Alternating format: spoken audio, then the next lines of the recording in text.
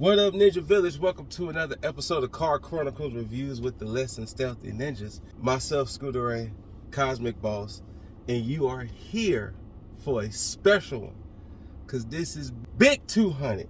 Can you believe we done 200? No. Like, I can't. And we started with these, maybe 2.5, 3 years ago? Candyman was the first one. You, Neon Xerxes, and Araya. I saw Candyman. That was the very first one. Here's the thing. I remember when you said we hit number 50. I don't even remember what number 50 was. I remember when you said 100 we hit 100. Was Black Panther. The first one? No, 2. Wakanda Forever. What do you mean Wakanda Forever? What's 100? I can't name 20 things between Wakanda Forever. I can't remember what was 150. But yeah. We're here. No, 150 was our celebration. No, I'm sorry. Wakanda Forever was 50. 100 was our celebration when we did that movie wrap up, because remember the writer strike. That's right. And so 100 was like amalgamation of Indiana Jones and everything, but we are here at 200. God. And what's called Chronicles Reviews for the uninitiated is where more of us discuss anything from movies, TV, gaming, conventions, pop-ups, and anything. And we are here to talk about Mickey 17 from director Bong Joon-ho. There you go. From Parasite fame, you know, Parasite, the one that cleaned up in the 2019, I say movie awards, it's not MTV, Oscars. Parasite, the host. So, mostly like horror type movies, which we gonna get into. This one is not. And Mickey 17 stars Robert Pattinson, Naomi Ackie, Steven Yeun, Toni Collette, Mark Ruffalo, and others. And it's a movie. It's a movie. I don't know how to describe it. It's original. That's what we can say. It's an original. It is not set up for a sequel. It is not set up for a prequel. It's going to be one of them standalone movies that will just be by itself. I feel like we need help with this review. Do we? I feel like we do. Do we? Really? Yeah, I think so. Do we really need, because we could, just gone. We could keep it just like this. Yeah, we could. Yeah, we could. I feel like we could need help though. I mean, maybe a third could be partial. It's possible. Maybe another multiple could help us out. But what's up, Taki B? How you feel joining us for 200? CCR 200. 200. It's kind of crazy. But yeah, Mickey 17. To kind of give a story without spoiling, it is the year 2054. The world is the world, but they want to colonize other planets, and mainly because this one is uninhabitable. Getting that way. It's getting that way real quick. So, and when did y'all see the year? In the beginning. Very beginning. Mark Ruffalo's character is like some type of senator, governor, whatever, and he's leading the charge to Niflheim so they can colonize Niflheim. And Mickey 17, or Mickey Barnes, played by Robert Pattinson, signs up to be an expendable, and this is basically his story, along with mad other things that go down in this movie, without fully spoiling. But that's pretty much the film. And his job as an expendable, well, to kind of spoil this part, when they first get there, they was like, hey, we don't know if this planet is inhabitable, so they sent him out. Yeah, if you saw the trailer, it was all in there. And I think he said, 16 variants of him? 16, yeah. You know what's crazy? As much as they showed that trailer, I didn't remember anything in the actual movie except for when he woke up and saw him. I remember the trailer. I remember everything in that trailer. As much as we saw that trailer. I remember. They showed that trailer so much. And the only thing I remember was the wake up. One thing I will say about this, 16 versions of him before they made the planet inhabitable, and now they're trying to colonize it in essence. And now we're here with Mickey 17 and his story going forward. As you can see, he did have a clone, Mickey 18. There's reasons behind it. There is a law about expendables, and if an expendable happened, kill them all forever, for good. And we're here. One thing I will say about the trailers, this is a rarity, that the trailers really don't spoil shit. No. They don't spoil really anything story-wise. No. They really didn't. They did a pretty good job with keeping story spoilers out the trailer. And like Boss alluded to earlier, this isn't leading into his more horror-esque of things. It's kind of just... This is like pure sci-fi. Yeah. That's it. Like, it's basically, there's people in space, on a spaceship, on an alien planet. There's life on that planet. Yes. But That's it. There's no horror elements. There's a few comedy sprinkles here and there, but otherwise this is just sci-fi. And would y'all sign up to go to the House? No. Would you sign up? No. No. Why not? I mean, but think about it. You're signing up, but look at who you're signing up to go with. That's the only thing. The thing. Yeah, because I was just out there, like, it was like who I'm going with. Right, like they said earlier, spoiler, this was one of many colonization trips. Yes. This one, no. I'm not going to a planet called Niflheim. And I'm not going with the person who's in charge of it. No. The person who's in charge. No. So Which was Mark Ruffalo's character. I'm not even gonna lie, like I would have been vibing with the things. Yeah, the creepers. Creepers. Yeah. Yeah, I would have just been chilling with them. The graboid pill bugs, yeah. Like, The graboid pill bug, basically. yes. Like I just would have been just like, what's up, y'all? What y'all gotta say? But yeah, overall, the tone of the movie was interesting. The setting was interesting. It was a different take on a sci-fi mission and trip like that. Definitely seeing him direct a movie with a budget was interesting. Very much because considering the host and considering was this his first American movie? Yeah, big budget movie, and also big budget. I think so. I would say so. It had to be. Like Parasite was beautifully done, but budget, Parasite no. was literally like that shit. Parasite was literally what the house and the apartment and a few other places sprinkled here and there. So. And but its budget went to the monster. Yeah.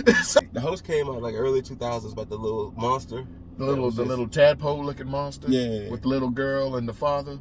It sounds so familiar. You might have seen it. This is probably forever ago. Okay. But all right, so with our movie reviews, we have a new review system. That we've been using for the past couple now, and so pretty much the system goes trash. That's self-explanatory. Mm-hmm. I got the pass, which means, I saw the movie because I got the pass. Could have waited for streaming. Mm-hmm. That's, in the middle. You don't feel bad for seeing it. You don't feel better for seeing it in the middle. Movie FOMO. That's that. That's me. I'm in the middle. That's that, movie FOMO where you be like, I kind of would have felt bad if I didn't see that. Like, I don't want nobody to spoil it for me or anything. And then, of course, we got this is cinema. Mm-hmm. Cinema. Gentlemen, where do y'all fall with Mickey 17? Go. Boss, I'll let you go first. Because sci-fi tends to be your genre. You know what? I feel this would be, for me, very high movie FOMO. Okay. Very high. Movie FOMO for Boss? Like, it's bordering on this is cinema. Is it as good as Parasite to me? No. But I would, if I had missed seeing this in the theaters, I would have been upset. So this is very high movie FOMO for me. All right, I'm in the middle with could have waited for streaming. Only because I guess what I thought and what the movie was is two different things. Not saying it's a bad movie. Right. Not saying it was a good movie. Right. But it wouldn't have gave me FOMO for not seeing it. He does a lot of class takes, don't he? He does. Yeah. He does. Very much so. Like, I feel like on a second watch, Mickey may end up peaking up a little bit. All right, so what are you giving it right now? I'm in the middle right now. So, same thing, could have waited for streaming? Yeah, but I feel like if I was to watch it again, it may bump up. But I'm kind of in the middle. Okay. But I've just off the first view, I can always see that he once again touched on classics. This movie is theme heavy. Yes, it is. Yeah. Yes, it is. And that would be the reason why I would watch it again, just so I could pick up on more themes and stuff that I probably didn't. Mark Ruffalo's character, look, it's almost I wouldn't say like a carbon copy, but it's very. Look, we can say Mark Ruffalo's character is he's a number of somebody. But and here's the thing, it's not, and it's not even a 1-to-1. It's like, yeah, it's almost it's like a refined iteration. Yeah, it's almost like we're purposely doing this. Right. Oh yeah, 1000%. And then he's we're purposely doing this, but we're gonna tweak. Right. So, if this said person had a little bit red hats. If this said person just had a little bit more refinement and couth, he would be Mark Ruffalo. Yeah, a little bit more smarter. That's saying something because this guy was maybe amalgamation of both of those people. Right. Yeah. But yeah, I will say this. It's unique. I will say this. Very unique.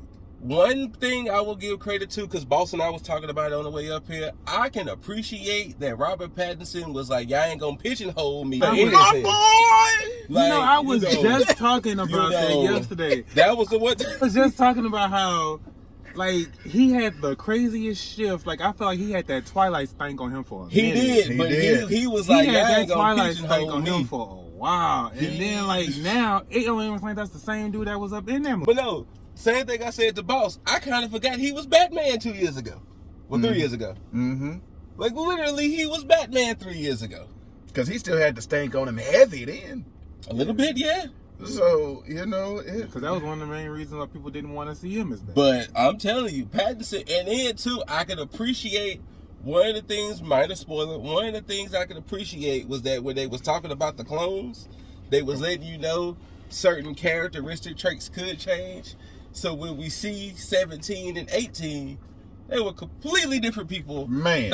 Once again, the whole actor playing two different roles in one movie. And it's just like Taiki said, yeah, because 18 was completely different tone shift, like different voice patterns, attitude, all of that. And it was like, Pattinson is making sure he is like, hey, Twilight was Twilight. I have been everything now. And I can definitely appreciate that. I can appreciate that Pattinson was...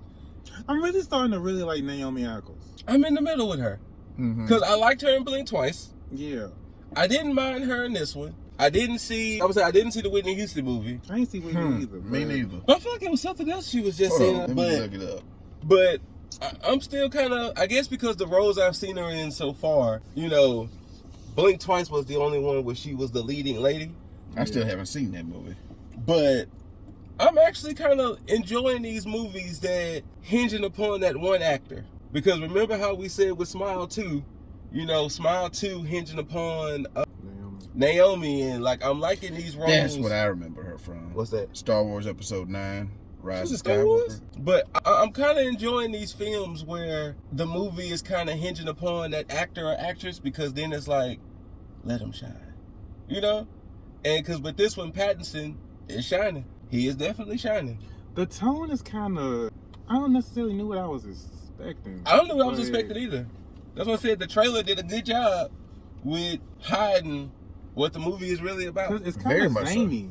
So. It is a bit like, Looney Tunes. Like it kind of reminded me, like y'all remember like early thousands movies? Yes. Mm-hmm. Like it kind of has that feel, but just with like a more polished and bigger budget. Like, here's the thing. Well, I wouldn't even say bigger budget, because back then those movies would have been in the same budget as like this one. True. But I would just say like more like polished. But like it kind of had that same zane to it. Yeah.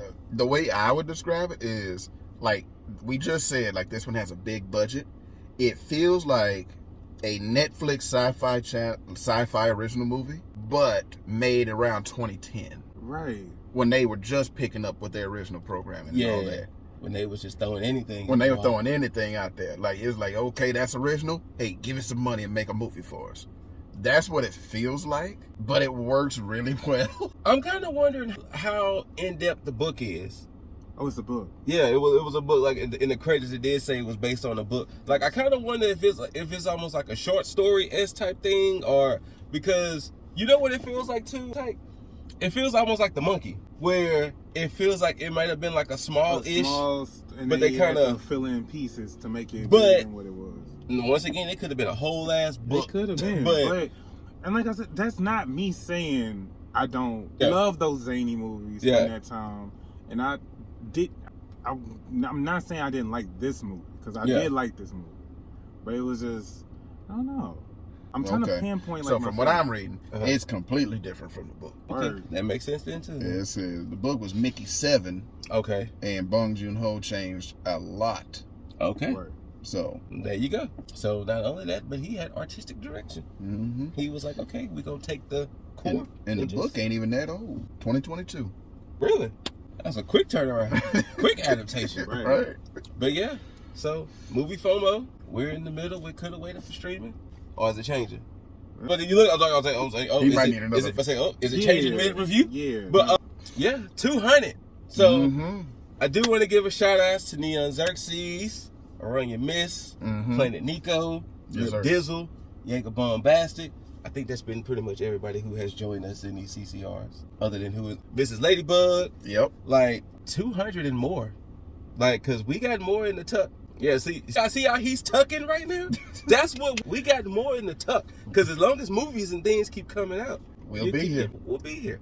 We have more in the tuck. We'll see you for number 250, and we won't remember nothing in between. No, he won't remember nothing. I will remember. But whether y'all love it or hate it, don't forget to rate it. Thumbs up, thumbs down, like, share, comment, subscribe, hit that notification bell so you can be notified for all the CCRs, because they all backlogged on the YouTube channel. Yes, sir. They all on Spotify for y'all to listen to if you can't view it. And when you do that, hit the notification bell once again so you can be notified for CCRs, Boss Reacts, LTSN Cafes, and any and everything else we decide to post. We got the Twitch at twitch.tv/LessThanStealthyNinjas, all big one glorious word. Well, usually Cosmic Boss holds that down on the streaming end. And thank y'all. Thank everybody who has contributed to a CCR. Thank everybody who watched the CCRs, and we turn our love and passion into these videos. I mean, because we discuss these movies anyway, but we could give our discussions to the people out there. So thank y'all. And once again, if you haven't welcomed yourself into the Ninja Village, please do so. All are welcome. Boss usually has cookies. I don't share them. And there you go. Thank y'all for tuning in. Until next time, we just trying to make the Ninja Village proud for the 200th time. 200. Peace.